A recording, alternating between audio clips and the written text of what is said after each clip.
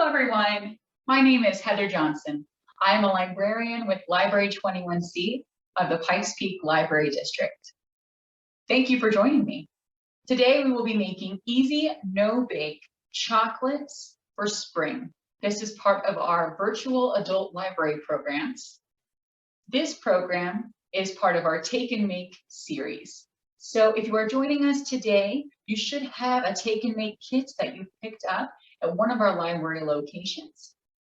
If you do not have one of those Take and Make ingredients kits that comes with most of the ingredients for our programs, then you might be able to find some of these ingredients in your pantry, or go ahead and pause or stop the video, get the ingredients that you need, and come back and join us. So your kit will not include some equipment that you will need for today's program. So I will go ahead and go over the steps. Your Take and Make kit will include a recipe card, but I will be reading the steps one by one as we go through the recipe today. Okay, let's get started. So the first thing you will need is one package of 12 ounce. So this is one package, it's 12-ounce package of chocolate chips. So I am using Ghirardelli's Premium Baking semi-sweet chocolate chips. You can use whatever chocolate chips you would like. That's what I'm using here today. You will also need one can, which will be 14 ounces of sweetened condensed milk. Additionally, you will need 1 teaspoon of vanilla extract. Now, what did not come in your kit is measuring spoons. So you will need to get a measuring spoon. And for our recipe, we will need 1 teaspoon. So 1 teaspoon, so go ahead and grab your measuring spoons. Well, also what came in your kit is the rainbow nonpareil sprinkles. So those circular type of sprinkles. You're welcome to use different kinds of sprinkles, whatever you have on hand. That's just what our recipe calls for today.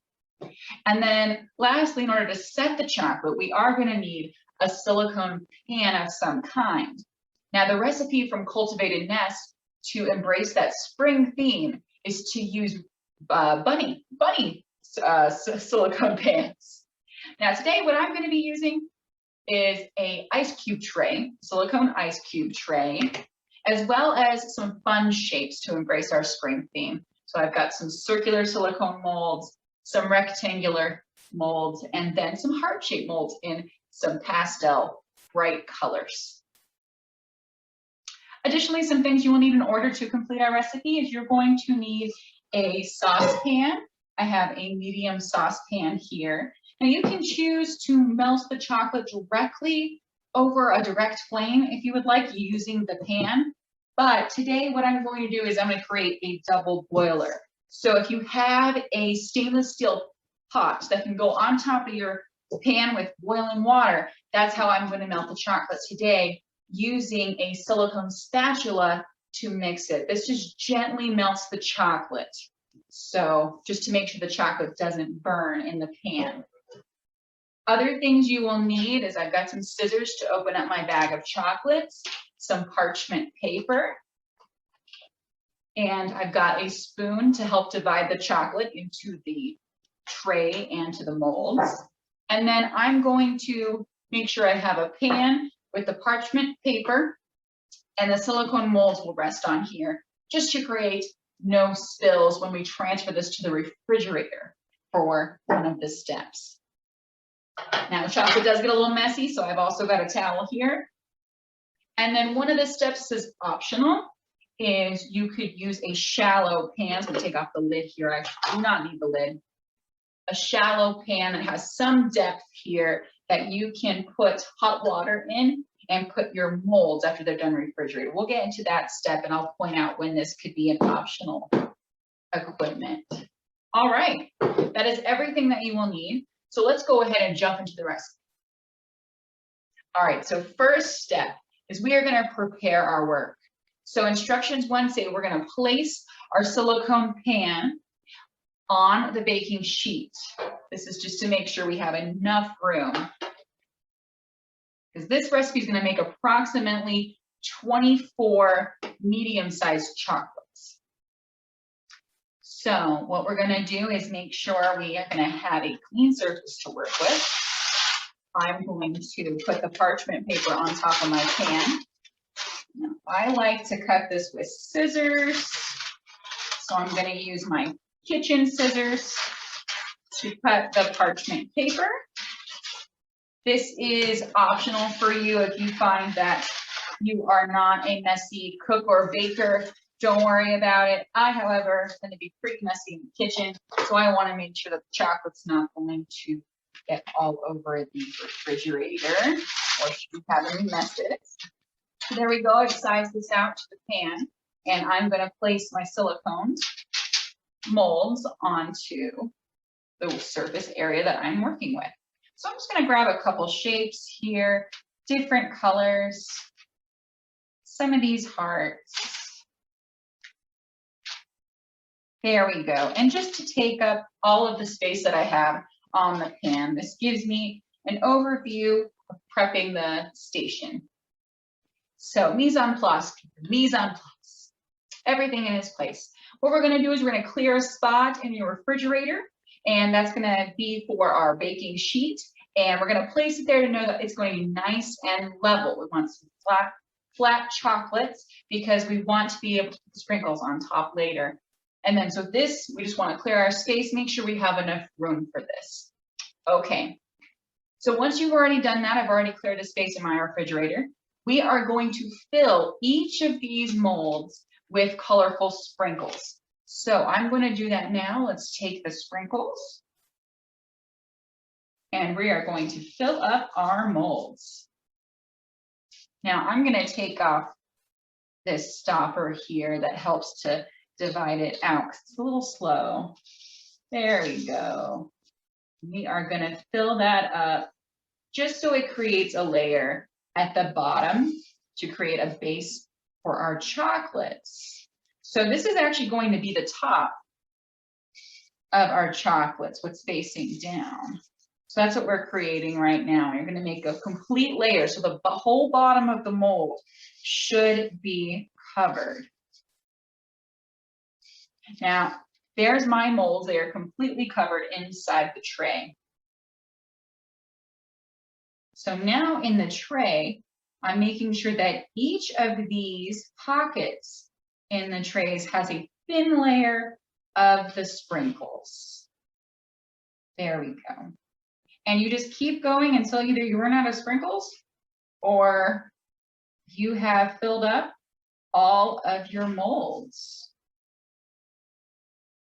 And this is with, now again, you could use any type of sprinkles that you have on hand.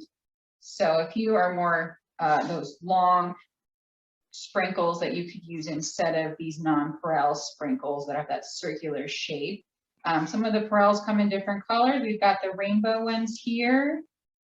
So what's fun about this project is depending on the type of sprinkles you use, it could be used for a different type of theme or holiday. So like I'm thinking for 4th of July, you could use red, white, and blue sprinkles. So just an idea for the upcoming holidays. So I have ran out of my sprinkles. They have all divvied up in the silicone molds. So that was step 2. Next, we're going to go ahead and melt our chocolates. So let's go ahead and set the tray aside. And let me show you what we have here. They're all filled up.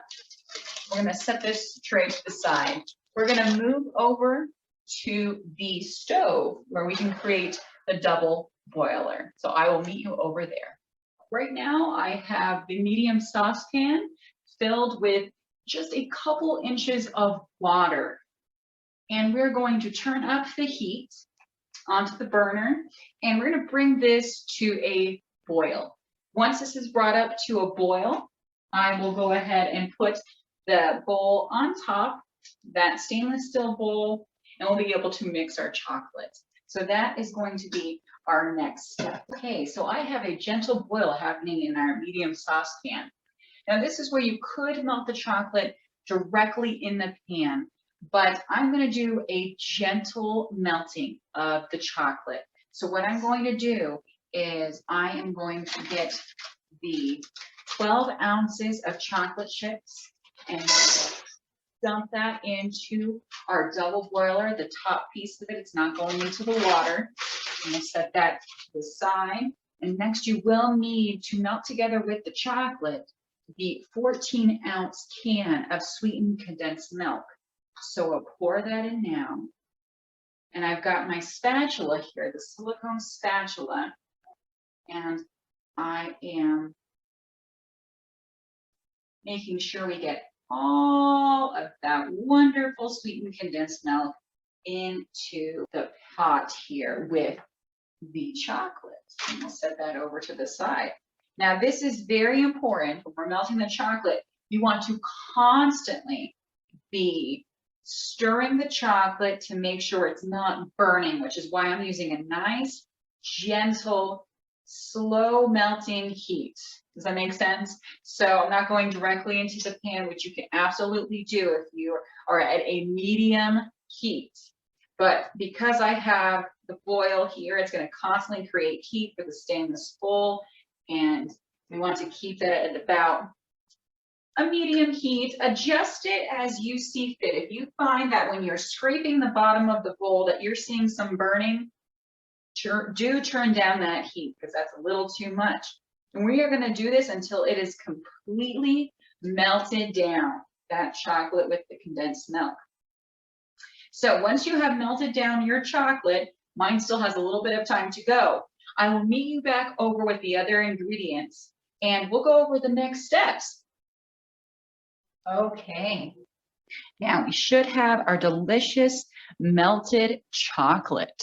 And so this is a little warm. So I grabbed a pot holder because I'm going to place this underneath the stainless steel bowl. That way that it doesn't burn the countertops. So the next step is that we've removed this from the heat. We're going to stir in that vanilla extract, okay?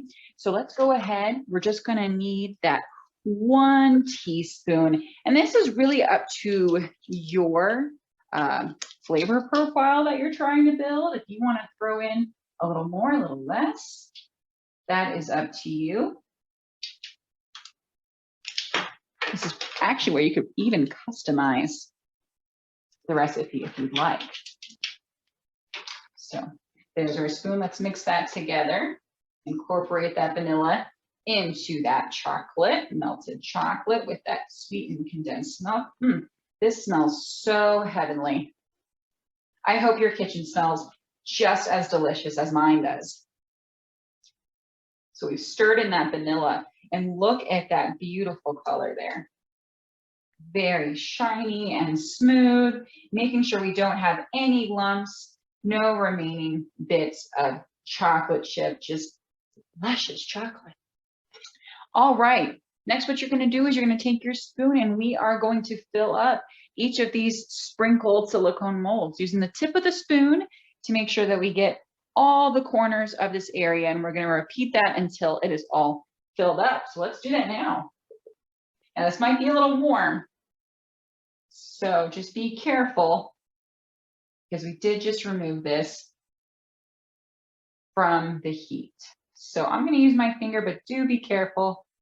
And of course, make sure you wash your hands before this step. I washed my hands before I started working on the project here, and we're going to fill these molds right up.